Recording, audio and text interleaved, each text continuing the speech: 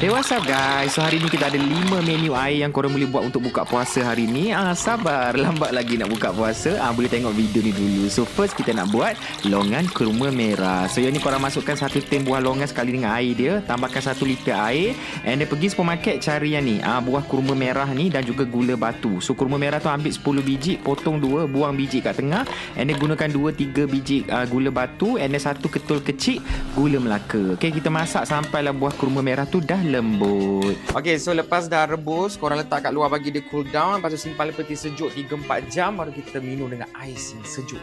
So katakanlah nak buat untuk buka puasa pukul 7 lebih tu, korang dah boleh start masak dia pukul 3 atau 4 petang lah. And then chillkan dalam chiller. And then bila nak serve, letakkan sekali dengan biji selasih. And bila dah gaul sekali dengan ais, rasa dia sangat-sangatlah sedap. Dia macam lai cikang tapi lagi simple and senang nak buat. Ada balance rasa kurma merah, longan dengan gula Melaka kat dalam tu. Okay, next kita nak buat watermelon jasmine. Yang ni inspire air caji aku selalu beli.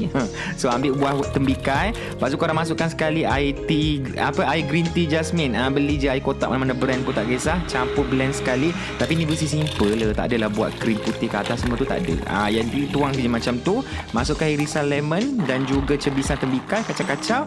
Sedia untuk hidang. Tengok dia punya warna merah tu. Dia punya peluh air menitik kat tepi kesejukan tu. Sangat-sangat sedap. Sedap ya. Okay, next kita nak buat soda herbs kasturi. Yang ni soda herbs macam biasa orang buat tu, cuma kita tambahkan perahan limau kasturi banyak-banyak. Nak guna 5 biji, 6, 10 biji pun boleh, bagi macam-macam macam tu. And then tambahkan asam boy, 2 batang serai yang dah diketuk. And then masukkan air aiskrim soda. Nampak tak tinggi layer limau kasturi aku purah kat bawah tu. Gabungkan sekali dengan air aiskrim soda. Sangat-sangat sedap. Mana abang semalam yang tanam daun pudina tu, dah boleh petik bang. Dah boleh guna dalam air hari ni. Tahniah, awak ada supply yang cukup untuk bulan puasa ni. Yang ni masam. Sedap. So tahun ni KA tak nak kita gaduh-gaduh pasal air manis ke apa. Kita nak semua balance kan, minumkan juga air kosong yang dipanggil infused water. Jangan kerap sangat minum air manis, kena minum juga air kosong. Actually dalam banyak-banyak ni air favourite aku sebenarnya, sebab aku memang suka minum air kosong dengan buah. So korang masukkan air kosong, tambahkan irisan buah watermelon boleh, campur orange, lemon, timun batam, buat daun pudina, campur je. Whatever, daun pandan ke apa yang jumpa kat dapur je, letak je.